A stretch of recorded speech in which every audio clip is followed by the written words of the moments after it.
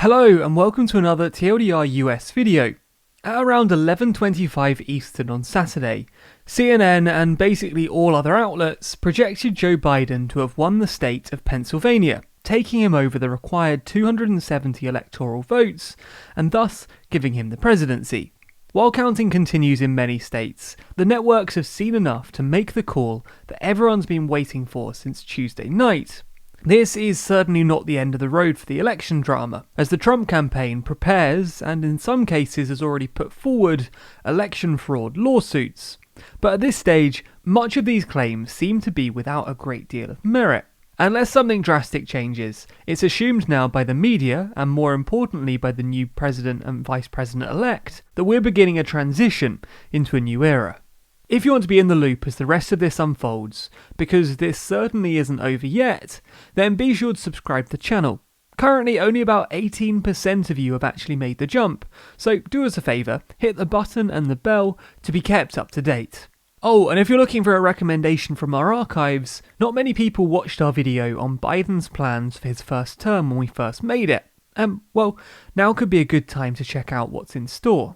Like the unpleasantly cinematic tale that the last few years have been, it's in many ways fitting that this story ends with Pennsylvania. As anyone who's listened to Biden's stump speech too many times can tell you, Pennsylvania was the president-elect's childhood home. It's been the political and emotional centre of the last year, and its additional position as a swing state elevated it to a strange position in American, and at this point global, life. For a moment, it looked like Trump might win the coveted state. Sorry, Jake Tapper, I mean coveted Commonwealth. But of course he didn't. And as we discussed in a past video, that's likely not because of some secret plot by Democrats to rig the election. It's ultimately just about the maths of counting votes. And with the final vote swinging Pennsylvania back to Biden, America's scariest iconic trio of swing states is now once again backing the same candidate. But unlike in 2016, Michigan, Wisconsin and Pennsylvania pushed the Democrat over the edge. And to complete the symbolic circle, Donald Trump, when he learned that he'd lost the election, was golfing. Since our recap video on Wednesday, where we reacted with great uncertainty to what unfolded on election night, it's been pretty slow going results-wise. Everyone had their eyes on Pennsylvania mainly, but also Georgia, North Carolina, Nevada and Arizona, to see which way the results were trending. For the most part, with the Democrat-skewed influx of mail-in ballots being counted, everything trended in a good direction for Biden. The news networks and the wider populations were just waiting for a more clear-cut result so they could declare the presidency. In addition to just a nationwide look, now that it's been a few days and we have more results, although there was no massive landslide for Biden like some expected, there has been a clear blue shift from 2016 to 2020 in many battleground states, with the exception of Florida, which went further for Trump. We just need to take a moment to mention some massive implications of this presidential ticket being elected. Firstly, Biden will be the oldest US president ever. Secondly, Trump will become only the third elected president in the post-war era to seek and not win a second term. And thirdly, and most significantly for the United States, is that Kamala Harris will become the first woman and also the first person of colour to be elected vice president. This aspect of the Biden-Harris victory is a monumental moment for minorities in the country as a whole. It comes at a perfect time, considering the events of this year, most clearly illustrated by the Black Lives Matter movement, and Mrs. Harris now has incredible authority to continue the fight for the most discriminated against in society, as she's already been doing for many years, only this time she can do it from the office of the Vice President. So, crucially though, what happens next? Well, ignoring the massive elephant in the room, that President Trump is unlikely to concede due to allegations of voter fraud, and may well have to be dragged out of the White House on Inauguration Day, normally when a new president is elected, we enter a transition period. Over the 78 days between the election and Inauguration Day, the sitting president's staff, the president-elect's staff, and people whose specific job it is to oversee the transition should all work together to allow for a smooth handover. These preparations for whatever result comes on election day begin months in advance, in line with the Presidential Transition Act. Regardless of how the president may act, the transition teams continue to work as normal. And that's because a peaceful and smooth transition of power is crucial to a functioning democracy, let alone a leading democracy in the world. So all sides of the transition team will have to work in unison. For example, the period following the 1992 election saw defeated President George H.W. Bush help to facilitate an easy beginning to the term of the man who just beat him, Bill Clinton. He even left him a kind-hearted letter, which we probably aren't going to see again this time round, but we can hope. A key part of the incoming president's jobs in the intervening months will be to assemble a government, including cabinet officials and all sorts of behind-the-scenes staff. There are thousands of jobs available, many of which need Senate approval. Now, we aren't going to get into who Biden may appoint to various posts. That's another video for the next few weeks. But key positions have to be filled, such as Chief of Staff, Press Secretary, Secretary of State, Secretary of Defense, and many more. Hold on though, let's not get ahead of ourselves. Trump is not going to go quietly. In the words of the president, the simple fact is this election is far from over, and legal votes decide who is president, not the news media. From what we can see, there are two main things that could change the result of the election in weeks to come: court cases and faithless voters.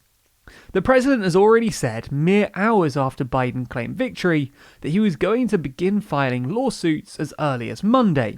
This could take a while though, and if it goes the way that Trump wants, and if he can find enough evidence to present to the court that shows widespread voter fraud, then some states could, big emphasis on could, switch hands. It's important here to remember that in 2000, following legal challenges going to the Supreme Court in Florida, President Bush's election victory over Al Gore wasn't announced until the 12th of December, and this was only one state. It could be possible that if Trump contests multiple states, legal challenges could rattle on for even longer than this, leaving the world in doubt over who will lead the most powerful nation on earth for the next few years.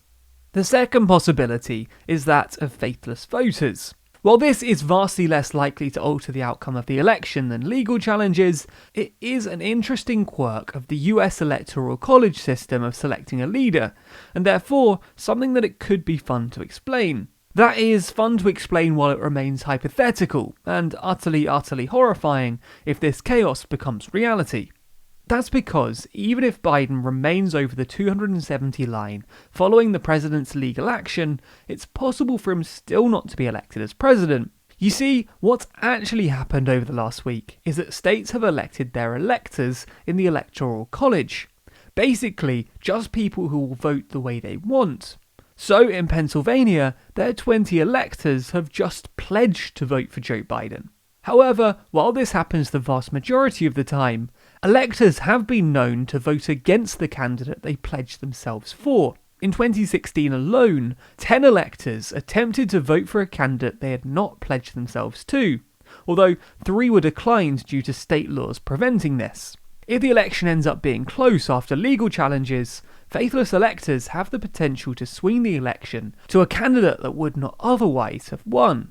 We do really need to stress how unprecedented this would be though, and considering Biden's current lead, doesn't look all that likely. Anyway, moving back onto future events.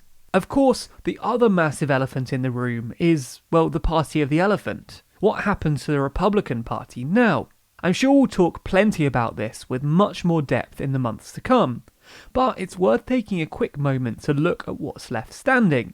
So much of the last 4 years of the Republican Party have been determined by the wild character that is, or at this point was, their leader. But 3 months from now, the most powerful person in their party will likely be Mitch McConnell, who, despite being masterful at manoeuvring the Senate, is perhaps not the most charismatic person to be leading the Republican charge. Of course, he has been in this position before, but will the departure of Trump leave a personality vacuum in the party? It's possible, but while the public-facing part of the party will be trying to figure out what its new brand is, the congressional Republicans will be in an even more interesting situation. The simple fact that many seem to have missed with all of the excitement around the presidential race is that if you're a Republican who's not named Donald Trump, this was a pretty good election for you, While Democrats had for months been salivating over the idea of a trifecta, the best they can hope for now is a Senate with a 50-50 split. And to achieve that, they'd have to win both of the Georgia runoffs, a pretty hefty hill to climb, meaning that McConnell could have a huge amount of power over Biden's presidency. Republicans also appear to have gained at least a few seats in the House. There are still a few races left to be called that could determine exactly how many seats each get, but as it stands, it seems clear that Nancy Pelosi has lost some of the leeway she's had in the past 2 years. So basically, while the GOP's personality crisis may be an issue when it comes to channeling public enthusiasm, their power in Congress is only growing. And with that, we arrive at what will likely be the defining dynamic in the next 2 or 4 years: Biden and the Senate.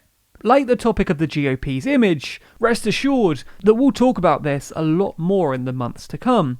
But to put things briefly, this is going to be a tedious predicament for everyone involved.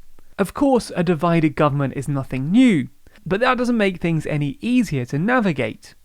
Both parties have to make decisions on how stubborn they want to be in the years to come, and that degree of stubbornness will likely define the Biden presidency.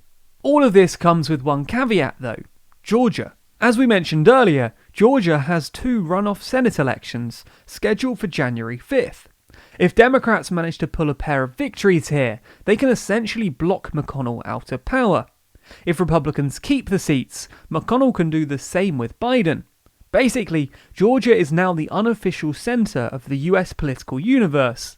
So if you're sick of hearing the words suburban voters from Fulton County over the last few days, well, get ready for some exposure therapy. And at this point, there's not a whole lot more to say. It's been a crazy few days, and things will probably only get crazier over the next weeks and months. Whatever happens though, I think we're all hoping for a return to peace, civility, and bipartisanship.